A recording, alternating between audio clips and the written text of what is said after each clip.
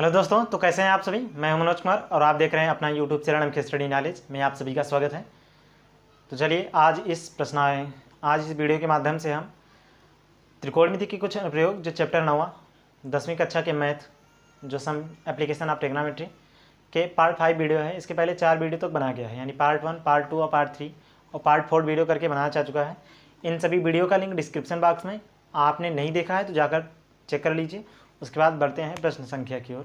तो इसके पहले 4 यानी पार्ट 4 तक वीडियो में 11 प्रश्नों तक सॉल्व किया गया है। आज हम देखेंगे 12वें प्रश्न से। ठीक, तो 12वां प्रश्न देखते हैं क्या दिया है। तो 12 नंबर प्रश्न में हम थोड़ा ये देखेंगे। ये 12 नंबर देखिए प्रश्न दिया है क्या। कह रहा है कि 7 मीटर ऊंचे भवन के शिखर से एक केबल टावर के शिखर का उन्नयन कोण 60 अंश है। इसके पाद का अवनमन कोण 45 अंश। टावर की ऊंचाई ज्ञात करनी है। तो देखिए क्या दिया है, 7 मीटर ऊंचे भवन, क्या दिया है 7 मीटर ऊंचे भवन दिया है। अब इसके कह रहा है इसके शिखर पर एक केबल टावर लगा। इसके शिखर मतलब यहाँ, इसके शिखर पर क्या लगा है, कोई केबल टावर है। ठीक, क्या है, टावर है। और अगली लाइन से कह रहा है कि उन्नयन कोण कितना दिया है, 60 अंश दिया है। यानी इसका जो उन्नयन कोण हमें प्राप्त हो रहा है वो प्राप्त हो रहा है 60 अंश। कितना, 60 अंश प्राप्त हो रहा है। और कह रहा है इसके पाद से, क्या, इसके पाद से अवनमन कोण, चूंकि अवनमन कोण नीचे प्राप्त होता है तो अवनमन कोण कितना प्राप्त हो रहा है, 45 अंश। अगली लाइन से ये प्राप्त हो जाएगा कितना, 45 डिग्री। और ये हम इस तरीके से बना लेंगे चूँकि भवन है। तो ये हमें प्राप्त हो गया आकृति, नामकरण करके बस इसी को सॉल्व करना है और टावर की ऊंचाई ज्ञात करनी है, अर्थात इसी को हम क्या करेंगे, इसका मान ज्ञात कर लेंगे बस। ठीक, तो देखिए, तो इसमें हम नामकरण करेंगे तो प्राप्त हो जाएगा ABCDE। ठीक, तो इसमें देखा जाए तो हमें 2 त्रिभुज प्राप्त हो रहे हैं। और अगर ये आधार वाली बात की जाए तो मान लेते हैं यहाँ से यहाँ तक जो दूरी है वो भवन का x मीटर है। तो जो यहाँ x प्राप्त हो रहा है ऊपर भी हमें x ही प्राप्त होगा, चूँकि भवन सेम आकृति के बनाए जाएंगे। और टावर की ऊंचाई को हम h मान लेते हैं, क्या मान लेते हैं, h मान लेते हैं। और बाकी जो दिया है उसे हम लेकर चलेंगे। तो अगली लाइन से हम त्रिभुज लेकर चलेंगे BDE या फिर BED से। क्या लेकर चलेंगे, त्रिभुज BED से। चूँकि BED इसलिए लेकर चल रहे हैं, ये वाला त्रिभुज BED यानी ये वाला आकृति देखिए, इसी को उलट देंगे तो ये इस तरीके से प्राप्त हो जाएगा। ठीक, यहाँ क्या दिया है, E दिया है, ये BD। ठीक, तो BED प्राप्त हो गया इस तरीके से। तो अगला इसे हम क्या करेंगे, बस इसी को लेकर चलेंगे। और इसमें देखिए मैं क्या क्या प्राप्त है, आधार दिया है, उसके बाद ये क्या दिया है, लंब दिया है। आधार और लंब दिया है तो अगला इसे हम tan 45 अंश लेकर चलेंगे। तो tan थीटा बराबर हमें प्राप्त होता है लंब बटे आधार, तो लंब बटे आधार लेकर चलेंगे। और लंब के स्थान पर क्या दिया है, ये 7 मीटर। तो अगला इसे 7 और आधार के स्थान पर क्या दिया है, आधार के स्थान पर x माना गया है। तो आधार के स्थान पर क्या प्राप्त हो जाएगा, x प्राप्त होगा। और थोड़ा सा यहाँ ध्यान देंगे तो हमें प्राप्त हो जाएगा थीटा के स्थान पर कितना दिया है, 45 अंश, क्योंकि यही थीटा में कार्य करेगा इस त्रिभुज के अंतर। तो थीटा बराबर 45 अंश प्राप्त हो जाएगा। तो अगली लाइन से हम लेकर चलेंगे tan 45 अंश। तो tan 45 अंश बराबर में प्राप्त हो जाएगा 7/x। तो 7/x प्राप्त हो गया। अब tan 45 का मान 1/1 होता है। अब यहाँ लिख लेंगे 7/x, तिर्यक गुणा करेंगे तो इम्प्लाइज दैट हमें x बराबर क्या प्राप्त होगा, 7। यानी x जो इसका आधार है वो कितना प्राप्त हो गया, 7 मीटर। जब ये 7 मीटर प्राप्त हो गया तो टावर की ऊंचाई आप आसानी से ज्ञात कर सकते हैं। ठीक, तो x बराबर जब 7 प्राप्त हो गया है तो tan थीटा फिर से हम लेकर चलेंगे त्रिभुज DEA में। क्या, DEA से। तो DEA में थोड़ा सा ध्यान दीजिए। तो यहाँ ये टावर जो है किसका, लंब का कार्य कर रहा है और आधार 7 मीटर प्राप्त हो गया है। फिर से क्या करेंगे, इसमें tan थीटा इस्तेमाल करेंगे और थीटा के स्थान पर इस बार 60 रखेंगे। तो tan 60 अंश बराबर में प्राप्त हो जाएगा लंब बटे आधार। तो लंब माना गया है टावर की ऊंचाई, और टावर की ऊंचाई को x से प्रदर्शित कर रहे हैं। और आधार क्या प्राप्त हो गया है, 7, चूँकि x बराबर क्या प्राप्त हुआ है, 7।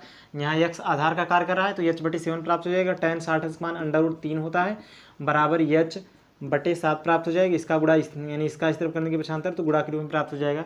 अगली लाइन से इम्प्लाइज दैट h बराबर 7/3 मीटर प्राप्त हो जाएगा। अगली लाइन से हम लिख सकते हैं अतः क्या, टावर की ऊंचाई, तो टावर की ऊंचाई कितना प्राप्त है, 7/3 मीटर। ठीक, बस ये रहा आपका आंसर। चलिए बढ़ते हैं अगले प्रश्न की ओर। चलिए दोस्तों अगला प्रश्न देखते हैं। तो इसका अगला जो प्रश्न दिया है वो कह रहा है समुद्री तल के 75 मीटर ऊंचाई पर लाइट हाउस के शिखर से देखने पर, क्या, शिखर से देखने पर समुद्री जहाज़ों का अनुमान कोण 30 अंश 45 अंश है। यदि लाइट हाउस के एक ओर एक जहाज़ तथा लाइट दूसरे ओर जहाज़ के ठीक हो तो जहाज़ के बीच की दूरी ज्ञात करनी है। ठीक, क्या कह रहा है, लाइट हाउस के एक और एक जहाज़ दूसरी ओर जहाज़ यानी दूसरे जहाज़ के ठीक पीछे हो, यानी इस प्रकार से दिया है। कोई लाइट हाउस यानी समुद्री तट पर कोई लाइट हाउस मान लीजिए जिसका ऊंचाई दिया है कि ना 75 मीटर दिया है। उसके बाद उसका अनुमान कोण, चूँकि ऊपर से देखेंगे तो हमें क्या प्राप्त होगा, क्षैतिज स्तर खींचना पड़ेगा, तो जो क्षैतिज स्तर इस प्रकार से प्राप्त होता है। और इस प्रकार से कह रहा है कि पहला जो कोण है यानी अनुमान कोण प्राप्त हो रहा हो कि ना 30 अंश, और ये पहला जहाज़ प्राप्त हो रहा है। उसके बाद दूसरा जो कोण प्राप्त हो रहा है ठीक इसके पीछे प्राप्त हो रहा है, ठीक यानी इसके आगे इस तरफ यहाँ प्राप्त हो रहा है दूसरा, और जो ये पूरा का पूरा कितना प्राप्त हो रहा है 45 अंश, कितना 45 अंश प्राप्त हो जा रहा है। और इसे हम इस तरीके से मिला देंगे, ठीक। तो नामकरण भी कर सकते हैं आप, A B C D प्राप्त हो गया, ठीक। तो इसमें थोड़ा सा ध्यान देंगे तो ये वाला ये 45 अंश किसका, इस कोण का एकांतर बन रहा है, तो यहाँ हमें 45 अंश प्राप्त हो जाएगा। और 30 अंश जो ये प्राप्त हो रहा है केवल यहाँ इतना, तो ये इसकी एकांतर कोण यानी 30 अंश यहाँ के बराबर हो जाएगा। चूँकि ये 75 मीटर है और इन दोनों के जहाज़ों के बीच की दूरी ज्ञात करनी है, अर्थात ये यहाँ से यहाँ तक कितना दूर है, बस ये ज्ञात करना है। तो अगला इसे हम इसमें लेकर चल सकते हैं, इसे मान लीजिए x, और इससे यहाँ से यहाँ तक की दूरी को क्या मानेंगे, x डाय मान लेंगे। और पूरा अगर BD की बात की जाए यहाँ से यहाँ तक, यानी यहाँ से यहाँ तक की BD की बात की जाए तो BD बराबर हम क्या प्राप्त हो जाएगा, दोनों दूरियाँ जोड़ दी जाएंगी, अर्थात x प्लस x डैश प्राप्त हो जाएंगे, ठीक। तो ये प्रश्न हो गया है। तो अब बस हम इसे क्या करेंगे, सॉल्व करेंगे। तो सॉल्व करने के लिए इसमें हम क्या करेंगे, त्रिभुज एक बार लेकर चलेंगे ABD से, यानी ये बड़ा वाला, ठीक। तो बड़ा वाला लेकर चलेंगे, थीटा यहाँ 30 अंश कार्य करेगा। त्रिभुज ABD से, तो त्रिभुज ABD में थीटा बराबर कितना है, 30 अंश कार्य कर रहा है। अगला इससे लंब के आधार के स्थान पर कितना दिया है, आधार बराबर x प्लस x डैश, और लंब के स्थान पर क्या दिया है 75 अंश। तो अगला इसमें हम लंब और आधार दिया है, तो लंब और आधार के लिए tan थीटा इस्तेमाल करते हैं। तो tan थीटा, थीटा के स्थान पर 30 अंश, tan 30 अंश बराबर हमें प्राप्त हो जाएगा क्या, लंब बटे आधार। तो लंब कितना दिया है 75, तो 75 बटे आधार कितना दिया है x प्लस x डैश, तो प्राप्त हो जाएगा x प्लस x डैश। और tan 30 अंश का मान कितना होता है, 1/√3 होता है। तो यहाँ प्राप्त हो जाएगा 1/√3 बराबर 75 बटे x प्लस x डैश। तिर्यक गुणा कर देंगे तो इम्प्लाइज दैट हमें प्राप्त हो जाएगा x प्लस x डैश, क्या x प्लस x डैश बराबर 75 कड़ी में 3। चूँकि 75 का गुणा √3 में कर देंगे तो 75 कड़ी में 3 प्राप्त हो जाएगा। इसे इक्वेशन फर्स्ट मान लीजिए, या फिर केवल इसमें से एक मान निकाल लीजिए। क्या निकालेंगे, x डैश निकाल लीजिए या फिर x बराबर, तो हमें प्राप्त हो जाएगा 75 कड़ी में 3 माइनस x डैश, ठीक। इसे इक्वेशन फर्स्ट मानकर छोड़ दीजिए।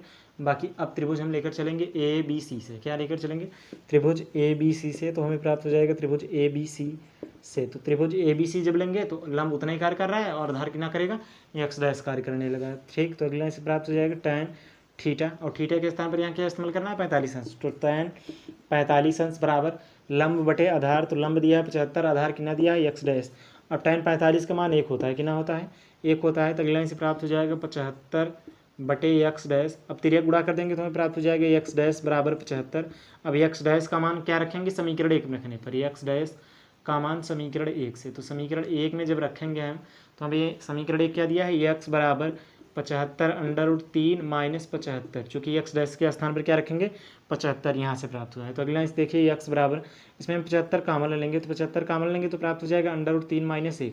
बस यही आपका आंसर है, अर्थात इतनी मीटर दूरियाँ, यानी दोनों जहाज़ों के बीच की दूरी कितना है 75 √3 माइनस 1। बस ये भी प्रश्न आपका हो गया है। बढ़ते हैं अगले प्रश्न की। चलिए दोस्तों, इसका अगला जो प्रश्न है 14 नंबर प्रश्न है। तो 14 नंबर प्रश्न को हम देखते हैं। तो ये 14 नंबर प्रश्न ये दिया है, कह रहा है 1.2 मीटर लंबी एक लड़की भूमि से 88.2 मीटर ऊँचे, क्या 1.2 मीटर कोई लड़की है, यहाँ ये 1.2 मीटर लड़की है। उसके बाद कह रहा है कि 88.2 मीटर ऊंची की ऊंचाई पर एक क्षैतिज रेखा में, क्या कर रहा है, एक क्षैतिज रेखा में हवा से उड़ रहे गुब्बारे को देखती है, यानी कोई गुब्बारा है वो क्या कर रहा है, उड़ रहा है क्षैतिज रेखा में, ठीक। देखती है किसी भी क्षण लड़की की आँख से गुब्बारा का उन्नयन कोण 60 अंश हो जाता है।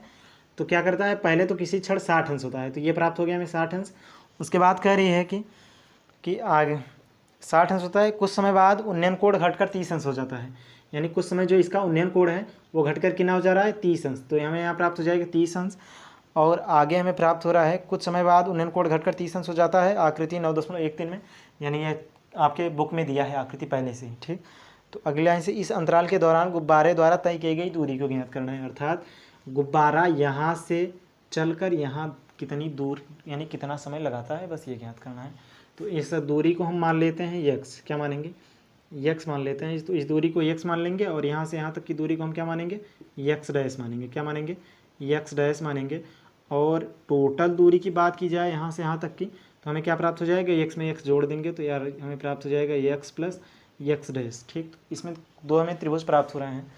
क्या प्राप्त हो रहे हैं, दो त्रिभुज प्राप्त हो रहे हैं। तो देख लीजिए, तो दो त्रिभुज यहाँ प्राप्त हो रहे हैं। इसे ए मान लीजिए, इसका नामकरण बी कर दीजिए, और ये जो पॉइंट है इसे सी डी ई कर दीजिए। ठीक, तो इस प्रकार से नामकरण हो गया है।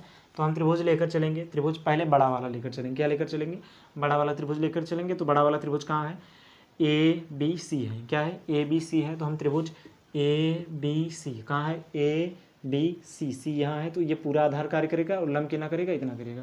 चूँकि लंब इतना पूरा नहीं करेगा, केवल हमें यहाँ 20 लेना है। यहाँ नीचे सतह, जमीन की सतह से नहीं लेना है, यहाँ 20 लेना है। तो क्या करेंगे, अगली लाइन से 88.2 माइनस 1.2 घटा देंगे। चूँकि लड़की की ऊंचाई को क्या करेंगे, घटा देंगे, तो हमें प्राप्त हो जाएगा 87।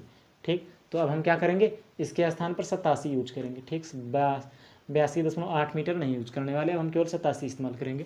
अगली लाइन से इसमें हम प्राप्त हो जाएगा tan थीटा, और थीटा के स्थान पर क्या रखेंगे, इस बार देख लीजिए, थीटा के स्थान पर 30 अंश रखेंगे। चूँकि बड़े त्रिभुज के लिए 30 अंश कार्य कर रहा है, तो tan 30 अंश बराबर हमें लंब बटे आधार होता है। लंब कितना प्राप्त हो गया है, 87, और आधार इतना।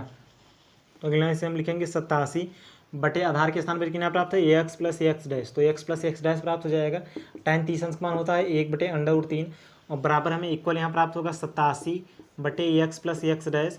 और अगली लाइन से √3 का इस तरफ कर देंगे पक्षांतर, यानी तिर्यक गुणा करेंगे तो हमें प्राप्त हो जाएगा एक्स प्लस एक्स डैश बराबर 87 √3, कितना 87 √3। अगली लाइन से हमें अगर यहाँ यक्स बराबर ज्ञात करना हो या फिर यक्स डैश बराबर, ठीक, क्योंकि यक्स बराबर ज्ञात कर लीजिए तो हमें प्राप्त हो जाएगा 87 √3। इस प्लस एक्स डैश का इस तरफ कर दीजिए पक्षांतर, तो क्या प्राप्त होगा, माइनस एक्स डैश प्राप्त होगा। इसे इक्वेशन फर्स्ट मानकर छोड़ दीजिए। बाकी अगला त्रिभुज देखते हैं। तो अगला जो त्रिभुज है वो प्राप्त है सी डी ई से। क्या है, त्रिभुज सी डी ई से। तो यहाँ हम इस्तेमाल करेंगे त्रिभुज सी डी ई से। तो सी डी ई में थोड़ा सा देखेंगे, और दोनों गुब्बारों की चाहे कितना उतना ही है, 87 मीटर, कितना 87 मीटर, यानी 87 मीटर गुब्बारा उड़ रहा है, तो 87 मीटर यानी दोनों की क्षैतिज रेखा में, यानी दोनों ऊंचाई समान है। ठीक, तो यहाँ भी हम क्या लिखेंगे, 87 इस्तेमाल करेंगे, और बाकी यहाँ आधार के स्थान पर एक्स डैश माना गया है। तो इसमें हम जब tan थीटा इस्तेमाल करेंगे, थीटा बराबर यहाँ कितना लेंगे, 60 अंश। तो tan 60 अंश बराबर हमें प्राप्त हो जाएगी कितना, 87 बटे एक्स डैश। क्या, 87 बटे एक्स डैश। अब tan 60 अंश मान होता है √3, कितना होता है, √3। तो √3 बराबर हमें प्राप्त हो जाएगा 87 बटे एक्स डैश। एक्स डैश का इस तरफ कर दिए पक्षांतर, तो हमें √3 का इस तरफ करेंगे पक्षांतर। तो एक्स डैश बराबर हमें प्राप्त हो जाएगा 87 बटे √3। ठीक, कितना प्राप्त होगा, 87 बटे √3। तो अगला इसे एक्स डैश का मान समीकरण 1 में रखने पर, क्या, एक्स डैश का मान समीकरण 1 से, का मान समीकरण 1 से। तो समीकरण 1 में क्या है, तो समीकरण 1 यहाँ दिया है, क्या, एक्स प्लस, यानी एक्स बराबर 87 √3, क्या 87 √3, और एक्स डैश का मान क्या निकला है, 87 बटे √3। तो यह प्राप्त हो जाएगा, यहाँ क्या प्राप्त होगा, माइनस 87 बटे √3। तो अगला इसे एक्स बराबर, देखिए ऊपर 87 कामन है, तो हम क्या करेंगे, 87 कामन ले लेंगे, तो प्राप्त हो जाएगा √3 माइनस 1 बटे √3। तो ये √3 का गुणा √3 में कर देंगे, केवल 3 प्राप्त हो जाएगा। तो एक्स बराबर हमें प्राप्त हो जाएगी क्या, 87 इंटू √3 का गुणा 3 करेंगे, केवल 3 प्राप्त होगा। अब 3 में 1 घटा देंगे, और पूरे 1 बटे में क्या प्राप्त हो जाएगा, √3 प्राप्त होगा। तो अगला इसे एक्स बराबर 87, और 3 में 1 घटा देंगे तो 2 प्राप्त हो जाएगा, 2 बटे √3 प्राप्त हो जाएगा। 87 का गुणा 2 में कर देंगे तो 2 सत्ते 14 कहीं 4, 2 अट्ठे 16 1 17, कितना प्राप्त हो गया, 2 सत्ते 14 के 4, 2 अट्ठे 16 1 17, और 117 बटे √3 प्राप्त हो गया। बस यही आपका आंसर है। अगला इसे एक्स बराबर हम क्या कर सकते हैं, 174 बटे √3 लिख सकते हैं। ये रहा आपका आंसर। तो आई होप यह वीडियो आपको पसंद आया होगा। तो वीडियो पसंद आया तो वीडियो को लाइक कीजिए, अपने दोस्तों के साथ भी शेयर कीजिए, और आप मेरे चैनल पे पहली बार आए हैं तो चैनल को भी सब्सक्राइब अवश्य कर लेना। मिलेंगे आपसे नेक्स्ट वीडियो में। और अभी आपको इस आंसर से कुछ डाउट हो रहा हो तो इसे भी आप क्लियर कर सकते हैं। देखिए कितना दिया है, एक्स बराबर प्राप्त हुआ है 174 बटे √3। तो क्या करिए, इसमें √3 से गुणा कर दीजिए, √3 से भाग दे देंगे। तो √3 से गुणा कर देंगे तो प्राप्त हो जाएगा 174 बटे √3, और पूरे 1 बटे √3 का गुणा 3 में करेंगे, केवल क्या प्राप्त होगा, 3 प्राप्त होगा। इसे काट सकते हैं, 3 एकम 3, 3 पचे 15, और 2 चला जाएगा, 3 अट्ठे 24। अगली लाइन से हम लिख सकते हैं क्या, 58 करड़ी में 3 मीटर। तो 58 करड़ी में 3 मीटर आप आंसर लिखिए, या फिर आप यही आंसर लिखेंगे तो कोई दिक्कत नहीं, दोनों ही राइट आंसर है।